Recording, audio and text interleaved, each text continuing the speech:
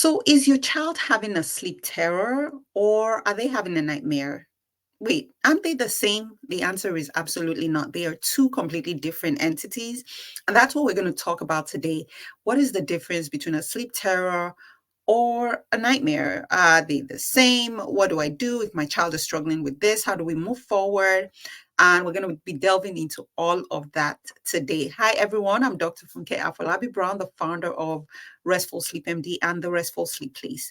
So, this is a question I get very commonly. Parents say, my child has really, really bad nightmares, and I'm asking what's going on, when is it happening? And then I realize, no, your child is not having a nightmare. They are having a sleep terror. So we're going to be talking about the two different entities and exactly how to differentiate one versus the other, because knowing what they are, knowing how they present will help you to know what exactly you need to do when it comes to addressing them. So let's talk about sleep terrors for to start. Now, sleep terrors, some people call them night terrors. I usually call them sleep terrors because they don't only occur at night. If your child is having a long nap, they might have a sleep terror. So, what are sleep terrors? Sleep terrors are a type of parasomnia. And parasomnias are just abnormal behaviors that occur during sleep. So, your child is sleeping. It's a sleep terror. So, typically, your child should not be awake. Your child should not be able to remember. Your child should not necessarily be responsive if you try to comfort them when they're having a sleep terror. Nightmares, on the other hand, are unpleasant dreams that causes a lot of emotional distress.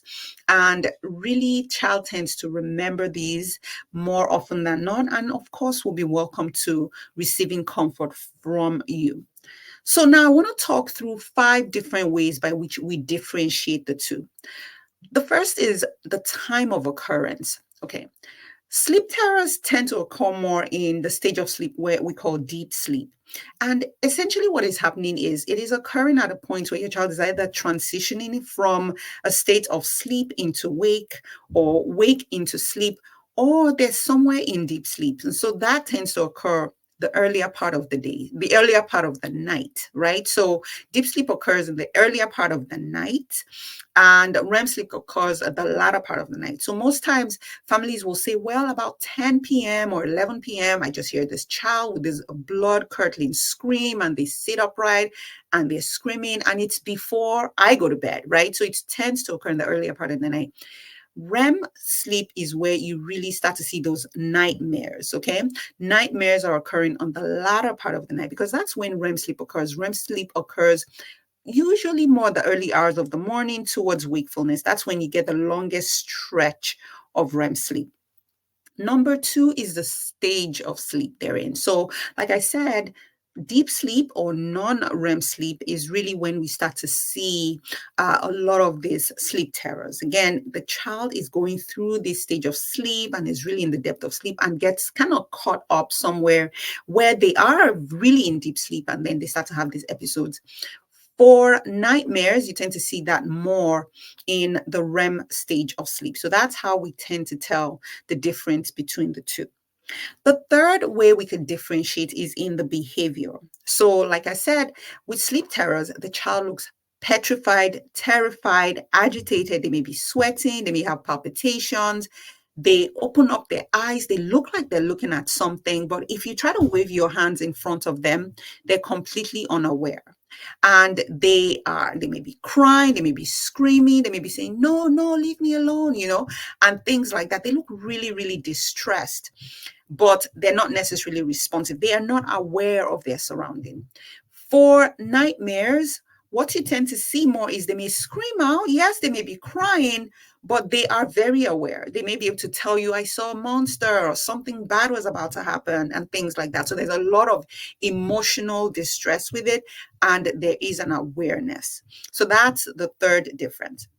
Now, the fourth is really their response to you or to any kind of stimulus. So for sleep terrors, what you tend to see is the child is really unresponsive, right? So you come into the room, you're like, Johnny, what's going on? What's going on? They are not responsive. In fact, if you try to wake them out of that stage, out of their sleep terror, you might actually make it longer. You might actually worsen the episode. And that's what we see. So the response is not there, or it might actually worsen because they are completely asleep. They are asleep. It's very stressful for you, but they're completely asleep and they hardly are able to respond to you trying to console them. Now, for nightmares, oh my goodness, that's when you could hug them, you could comfort them. They want to come into your bed. They're scared. They'll go back into the dream. They're very much awake. So they are awake, they're calling for help, and they're completely responsive. And then the fifth way we could tell the difference is by memory or recall. So again, remember, for sleep terrors, your child is asleep.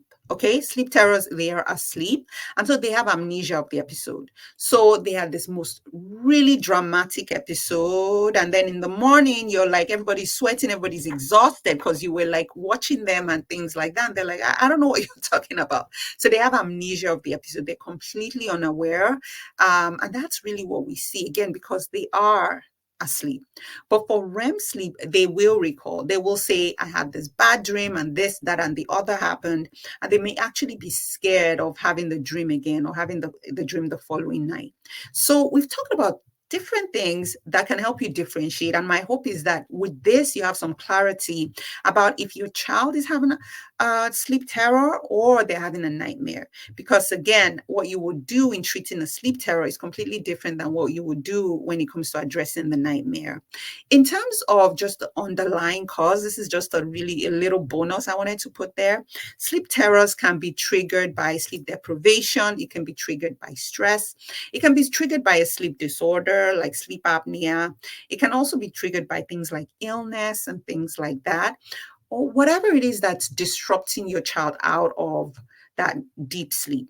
For nightmares, you may see it more with trauma. So about almost over 80% of kids who, for instance, have had trauma of some sort can have nightmares due to PTSD, post-traumatic stress disorder. So a lot of times you get a very emotional component, especially if your child is having very frequent nightmares compared to sleep terrors, where it seems more of like something that's just triggering them out of their deep sleep.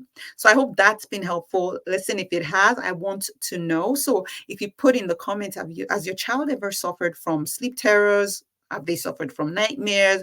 What have you done about it? I would love to know in the comments. And also, I would say share this video, get the word out. Let's really start to help others know that there is a difference so that they know exactly what to do.